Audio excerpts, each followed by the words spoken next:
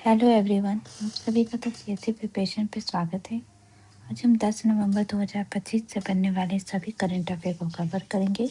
उससे पहले हम लास्ट क्लास का रिवीजन कर लेते हैं। लास्ट क्लास में हमने पढ़ा था कि इस देश का न्यू साउथ वेल्स यूनिवर्सिटी द्वारा कैंपस बेंगलुरु में खोला जाएगा। ऑस्ट्रेलिया, किस कंपनी द्वारा बेंगलुरु में हार्कुलस विमान के लिए एमआरओ केंद्र स्थापित किया जाएगा? टाटा के द्वारा। तेलंगाना राज्य सरकार द्वारा किस वर्ष तक राज्य का योगदान एनजीटीपी का 10% होने का रखा गया है? 2047। किस राज्य में international conference on physics education संपन्न किया जाएगा? पंजाब। विश्व समुद्र ओपन 2025 का आयोजन न्यू दिल्ली में किया जाएगा। International living global retirement index 2025 में कौन सा देश टॉप पे रहा है? ग्रीस। शुभांगी दत्त को किस फिल्म के लिए international film festival of Australia में बेस्ट एक्ट्रेस का अवार्ड मिला है? तो इनकी फिल्म तन्वी द ग्रेट के लिए। ये थे लास्ट क्लास का रिवीजन। अब शुरू करते हैं आज की क्लास को। पहला क्वेश्चन है, नीति आयोग द्वारा जारी रिपोर्ट के अनुसार किस वर्ष तक 19.5% जनसंख्या बुजुर्ग होगी? तो यह है 2050 तक जो है ये जो जनसंख्या है वो 19.5% जनसंख्या बुजुर्ग होगी।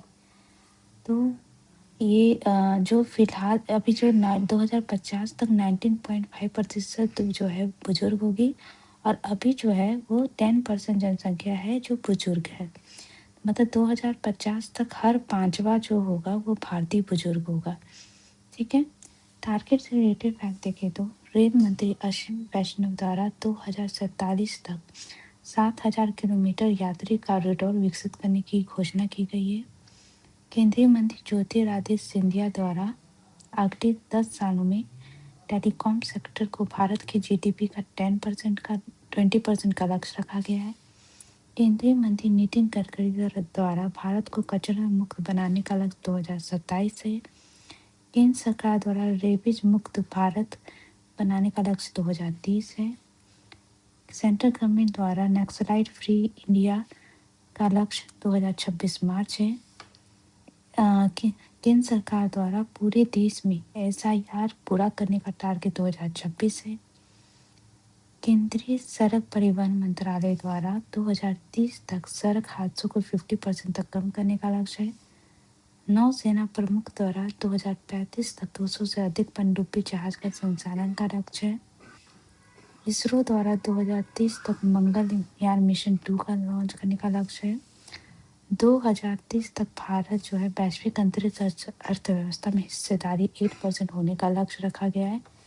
नरेंद्र मोदी जी द्वारा 1835 में शुरू मैकॉले मिनट अभियान को 2035 तक खत्म करने का लक्ष्य रखा गया है। पंचायत राज द्वारा जियो स्पेशियल प्लानिंग का लक्ष्य 2030 है। 2035 का लक्ष्य जो है ई पासपोर्ट सेवा कार्यक्रम 2.0 को पूरे देश में लागू करने का है। पहला जो मानव युक्त समुद्र मिशन समुद्रयान जो है लॉन्च करने का लक्ष्य 2026 है। और केंद्रीय मंत्री जितेंद्र सिंह द्वारा 2040 तक चांद पर स्वदेशी अंतरिक्ष यान भेजने का लक्ष्य है। कैग द्वारा सभी राज्यों विधानसभा के शासित प्रदेशों में 2027-28 तक एक समान व्यय वर्गीकरण अपनाने का निर्देश दिया गया है। और भारत के कैग के द्वारा ही 2026-27 से ईज ऑफ लिविंग ऑडिट किया गया है। हाल ही में जारी रिपोर्ट के अनुसार भारत की कुल प्रजनन दर जो है 2080 तक 1.8 या 1.9 टोटल फर्टिलिटी रेट के साथ स्थिर हो जाएगी। और केंद्र सरकार द्वारा HIV एड्स को खत्म करने का लक्ष्य 2030 रखा गया है। नेक्स्ट क्वेश्चन है, किस राज्य में 3 और नए विभाग का गठन किया गया है? तो बिहार गवर्नमेंट के द्वारा ऐसा भी किया गया है। तो अब बिहार में 45 की जगह 48 सरकारी विभागें होंगी, जिसमें 3 नए विभाग हैं।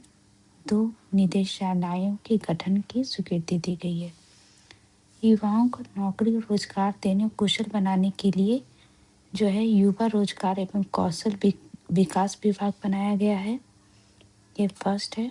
इसके अलावा शिक्षा विभाग के अंतर्गत जो है उस शिक्षा से जुड़े कार्यों को समाहित करने के लिए उच्च शिक्षा विभाग का गठन किया गया है।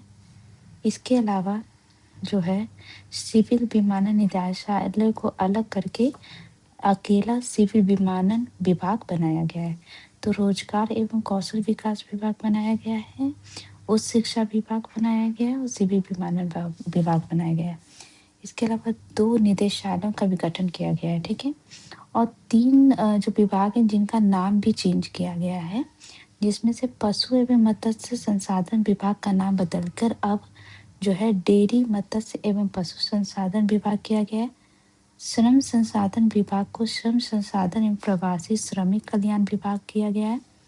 कला संस्कृति युवा विभाग को जो है कला एवं संस्कृति विभाग किया गया है, ठीक है। नेक्स्ट क्वेश्चन है, मेवाड़ राज्य कवि के नाम से प्रख्यात किस कवि का निधन हो गया है? तो इनका नाम है पंडित नरेंद्र मिश्र, जो अपनी कविता गोरा बादल के लिए फेमस है। तो वीर रस के जाने माने कवि और लाल किले से 18 बार मेवाड़ का प्रतिनिधित्व करने वाले पंडित नरेंद्र मिश्र का निधन हो गया है और ये अपनी ऐतिहासिक कविता गोरा बादल की रचना के लिए प्रसिद्ध हैं। इसके अलावा मेवाड़ के जो तत्कालीन महाराणा भगवत सिंह थे 1976 में ये कविता सुन के उन्हें मेवाड़ राजकवि की उपाधि प्रदान की थी, ठीक है। और उनकी कुछ प्रमुख रचनाएं जैसे हल्दी घाटी, पद्मिनी, हुमायूं की राखी, जौहर की ज्वाला, ये सब, ठीक है। इस साल कौन कौन से निधन हुए, जिसमें से है माउंट एवरेस्ट को पहली बार फतह करने वाले दल के सदस्य रहे कंचा शेरपा, जो अंतिम व्यक्ति थे, उनका निधन हो गया है। और इसके अलावा जो है इजराइल के नेगवे रेगिस्तान में कृषि करने वाले और प्रवासी भारतीय सम्मान से सम्मानित भारतवंशी एलियाहू बेजले का निधन हुआ है। पद्मश्री से सम्मानित रामदरस मिश्र का भी निधन हो गया है। बॉलीवुड के दिग्गज अभिनेता धर्मेंद्र देव का निधन हुआ है। ब्रिटेन के पूर्व बल्लेबाज रॉबिन स्मिथ का, और इसके अलावा इटली के पूर्व दिग्गज टेनिस खिलाड़ी निकोला पेंटोजिली का भी निधन हो गया है। नेक्स्ट क्वेश्चन है, ग्लोबल ह्यूमैनिटेरियन अवार्ड 2025 पाने वाले सबसे युवा और पहले एशियाई व्यक्ति कौन बने हैं? तो ये बने हैं अनंत अंबानी। वन जीव संरक्षण और पशु कल्याण के क्षेत्र में किए जा रहे उल्लेखनीय कार्य के लिए अनंत अंबानी को अमेरिका में आयोजित एक अंतर्राष्ट्रीय पुरस्कार समारोह में ग्लोबल ह्यूमैनिटेरियन अवार्ड से सम्मानित किया गया है। ये सम्मान उन्हें वन तारा के जरिए उनका एक जो है गुजरात में एक पशु संरक्षण के लिए बनाया गया एक एरिया है जिसका नाम है वन तारा, उसके जरिए जानवरों के बचाव, इलाज, पुनर्वास और संरक्षण में उनके नेतृत्व के लिए दिया गया है। और ये सम्मान पाने वाले ये सबसे युवा और पहले एशियाई व्यक्ति है। इससे पहले ये अवार्ड अमेरिका के राष्ट्रपति John F Kennedy, Bill Clinton, Betty White, इन लोग को मिल चुका है। अवार्ड से रिलेटेड फैक्ट देखें तो 59th ज्ञानपीठ अवार्ड 2024 विनोद कुमार शुक्ला को मिला है। वैश्विक शांति सुरक्षा को बढ़ावा देने के लिए यूनाइटेड नेशन के द्वारा पावर ऑफ वन प्रदान किया जाता है, जिसमें 4 लोगों को किया गया है, जोनाथन राफेल, डेनिस फ्रांसीसी, दर्जा वाबदास गुरेट, महजान को, ठीक है। महाराष्ट्र भूषण पुरस्कार 2024 रामवीर सुतार को दिया गया है। 47 जमनालाल बजाज अवार्ड 2025 4 को दिया गया है। हंसमुख बाबूभाई पटेल, PM वर्सन, त्रिवेणी आचार्य, शेखा जेवा को दिया गया है। फ्लैश किताब के लिए डेविस एस्चले को बुकर प्राइज 2025 दिया गया है। मानवाधिकार लेखन के लिए मुरे अवार्ड 2025 नेहा दीक्षित को दिया गया उनकी किताब the mini life of Saida x के लिए। और भारत के पहले जो गैर कार्यकारी संस्था NGO है जिसका नाम एजुकेट कर, उसको रेमन मैग्सेसे पुरस्कार 2025 दिया गया है। नेक्स्ट क्वेश्चन है, माइक्रोसॉफ्ट द्वारा किस एशियाई देश में अब तक का सबसे बड़ा 17.5 अरब डॉलर का निवेश किया गया है? तो इंडिया में किया गया है माइक्रोसॉफ्ट के द्वारा। ये माइक्रोसॉफ्ट के CEO सत्य नडेला हैं, ठीक है। तो माइक्रोसॉफ्ट के द्वारा AI में 23 अरब डॉलर का निवेश किया जाएगा, जिसमें से 17.5 अरब डॉलर भारत में किया जाएगा। ठीक है, तो ये एशियाई के किसी देश में किए जाने वाला सबसे ज़्यादा निवेश होगा। इसके अलावा कुछ और महत्वपूर्ण कंपनी हैं जिनके द्वारा भारत में निवेश किया जा रहा है, जैसे कि अमेज़न। इसके द्वारा 35 बिलियन जो है अगले 5 सालों में खर्च किया जाएगा। ठीक है, इसके अलावा गूगल के द्वारा 15 बिलियन जो है एआई हब और डेटा सेंटर प्लान में किया जाएगा। एप्पल जो है अपना आईफोन प्रोडक्शन इंडिया में शुरू की है और असेंबली वगैरह भी इंडिया में ही हो रहा है। फॉक्सकॉन जो है इसके द्वारा 3 न्यू मैन्युफैक्चरिंग प्लांट जो है साउथर्न इंडिया में लगाया जाएगा। ठीक है, और इंडिया का जो फर्स्ट सेमीकंडक्टर मैन्युफैक्चरिंग यूनिट है वो एससीएल की सहायता और फॉक्सकॉन की सहायता से लगाया जा रहा है। एयरबस के द्वारा जो है 2030 तक 2 बिलियन जो है ये इन्वेस्ट किया जाएगा। विनफास्ट के द्वारा 2 मिलियन ईवी मैन्युफैक्चरिंग में किया जाएगा। निसान के द्वारा 5300 करोड़ जो है ऑटोमोबाइल मॉडल में किया जाएगा और नेस्ले के द्वारा 4200 करोड़ न्यू मैन्युफैक्चरिंग प्लांट जो उड़ीसा में लगाया गया है उसमें किया जाएगा। नेक्स्ट क्वेश्चन है, देश की पहली रोपवे परियोजना अगले साल किस शहर में शुरू की जाएगी? तो ये वाराणसी में की जाएगी। सार्वजनिक परिवहन के रूप में देश की पहली रोपवे परियोजना वाराणसी से में अगले वर्ष मई में शुरू हो जाएगी और इसमें जो है प्रतिदिन 1 लाख लोग इसका उपयोग कर सकेंगे। इसके अलावा वाराणसी में इस साल जो है काशी तमिल संगम 4.0 हुआ है, जिसकी जो थीम थी लेट्स लर्न तमिल, और ये जो है तमिल और काशी को जो है कल्चर और सिविलाइजेशन लिंक प्रदान करने के लिए किया जाता है। इसके अलावा महिंद्रा कबीर फेस्टिवल ऑर्गेनाइज किया जाएगा, कबीर जो पोएट थे उनके ऊपर, और वाराणसी फूड और म्यूजिक फेस्टिवल भी ऑर्गेनाइज किया जाएगा। इसके अलावा काशी विश्वनाथ नृत्य उत्सव 2025 भी ऑर्गेनाइज किया जाएगा।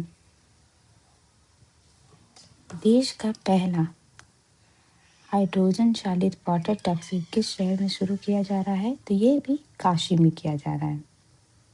ये देश का पहला हाइड्रोजन चालित वाटर टैक्सी है। तो ये जो है जनता को समर्पित किया जा रहा है और केंद्रीय बंदरगाह जहाज रानी जलमार्ग मंत्री सर्बानंद सोनोवाल ने नमो घाट से इसको शुरू किया है और ये वाटर टैक्सी अभी नमो घाट से रविदास घाट के मध्य चलेगी। इसका जो निर्माण है कोची शिपयार्ड के द्वारा किया गया है और इसका जो संचालन जो है shipping corporation of India limited के द्वारा किया जाएगा और बेंगलुरु की कंपनी जो है हाइड्रोजन की आपूर्ति करेगी। उत्तर प्रदेश से रिलेटेड फैक्ट देखें तो जो भारत बिल्डथॉन 2025 शुरू किया गया था केंद्र सरकार द्वारा, उसमें सबसे ज़्यादा जो है उत्तर प्रदेश के स्कूल की भागीदारी थी और यूनेस्को द्वारा जो लखनऊ है उसको क्रिएटिव सिटी ऑफ गैस्ट्रोनॉमी घोषित किया गया है। इंडिया कारपेट एक्सपो 2025 का आयोजन भदोही यूपी में हुआ था। देश का पहला रामायण आधारित वैक्स म्यूजियम अयोध्या में बनाया गया है।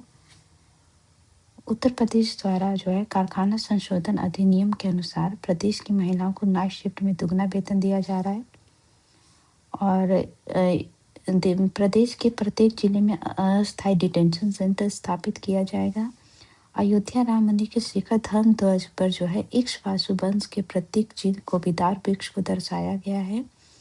विश्व की पहली कल्कि कथा उत्तर प्रदेश के कल्कि धाम में आयोजित हुआ है और हाल ही में रिपोर्ट के अनुसार उत्तर प्रदेश में महिलाओं के खिलाफ अपराध के मामले सबसे ज़्यादा हैं। नेक्स्ट क्वेश्चन है, न्यूयॉर्क टाइम्स द्वारा जारी टॉप 67 स्टाइलिश हस्तियों में भारत के एकमात्र किस अभिनेता को स्थान दिया गया है? तो वह है शाहरुख खान।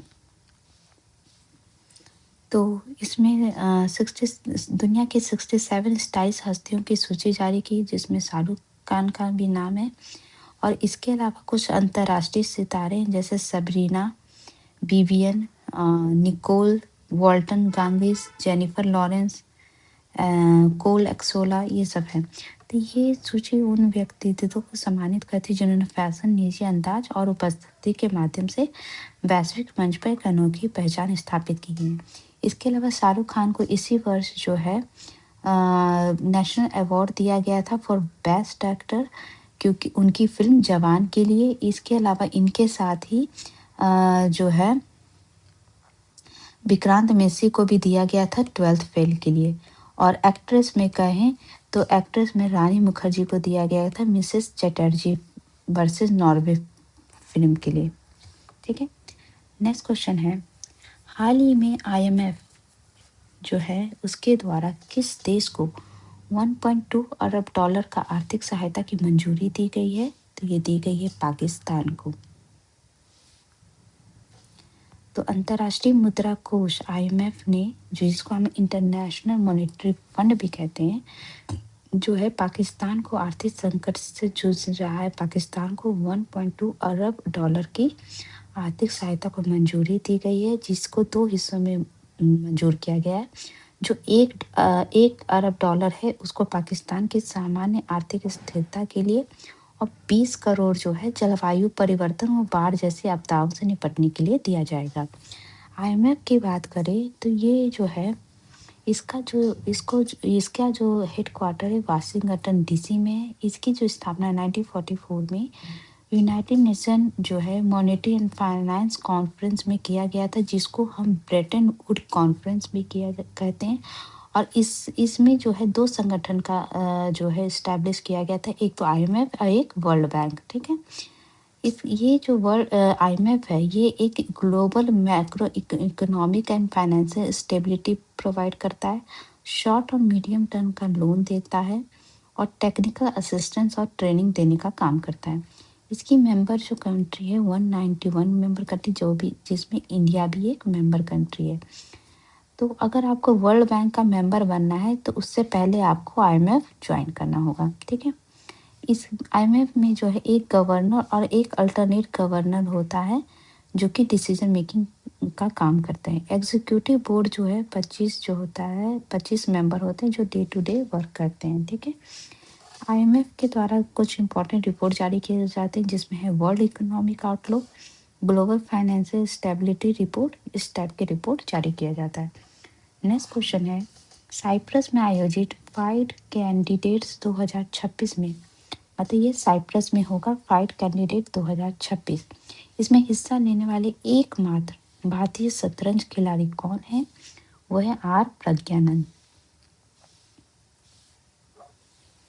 फाइट सर्किट 2025 जीतकर अगले साल के कैंडिडेट शतरंज टूर्नामेंट में उन्होंने अपनी जगह पक्की कर ली है।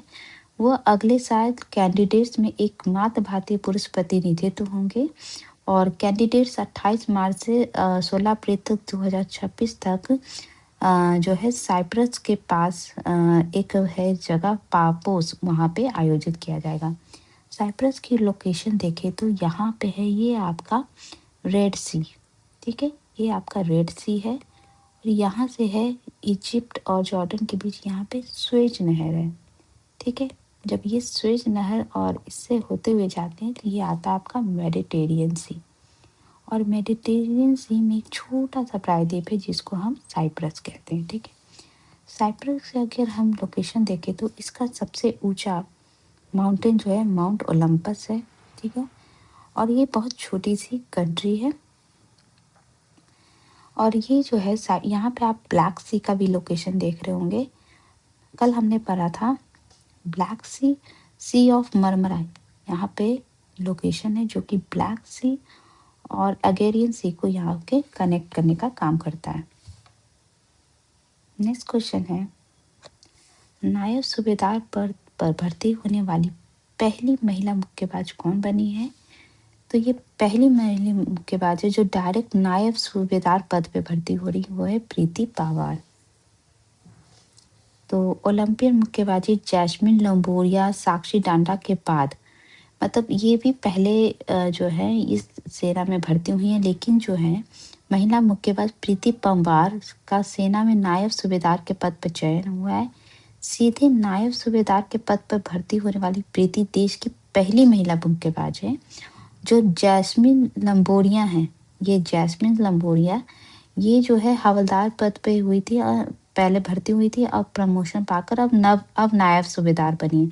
इसके अलावा जो है साक्षी टांडा भी सेना में हवलदार पद पे सेवाएं दे रही हैं। कुछ इम्पॉर्टेंट इंडियन प्लेयर जो है जो सेना या गवर्नमेंट जॉब में हैं, जैसे MS धोनी जो है लेफ्टिनेंट कर्नल पर रह चुके हैं। सचिन इंडियन एयरफोर्स ग्रुप के में है। जोगिंदर DSP है हरियाणा। कपिल देव लेफ्टिनेंट कर्नल है। हरभजन सिंह DSP पंजाब के। KL राहुल असिस्टेंट मैनेजर हैं RBI में। उमेश यादव जो है असिस्टेंट मैनेजर हैं RBI में। चहल इनकम टैक्स ऑफिसर है। DSP जो पद पे है मोहम्मद सिराज है। दीप्ति शर्मा DSP है मुरादाबाद की। PV सिंधु जो है बैडमिंटन प्लेयर हैं। डिप्टी कलेक्टर है आंध्र प्रदेश गवर्नमेंट में। मैरी कॉम बॉक्सिंग की है। मेंबर ऑफ पार्लियामेंट है। साक्षी मलिक रेसलिंग में है जो इंडियन रेलवेज में है। हरमनप्रीत कौर। इस तरीके से बहुत सारी हैं जो आप अलग अलग देख सकते हैं पूरी लिस्ट। अपॉइंटमेंट से रिलेटेड फैक्ट देखें तो केंद्र सरकार द्वारा RBI का नया डिप्टी गवर्नर शिरीष चंद्र मुर्मू को बनाया गया है। CISF का महानिदेशक प्रवीण रंजन है।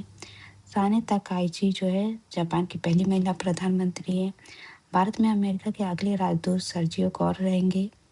अमेरिका इसके अलावा सेशल के राष्ट्रपति का पद पैट्रिक हर्मी ने जीता है। विकसित भारत बिलथॉन 2025 का ब्रांड एम्बेसडर शुभांशु शुक्ला है। 16वें वित्त आयोग के अध्यक्ष अरविंद परगनिया है। मेडागास्कर के नए राष्ट्रपति माइकल रेंडियान है।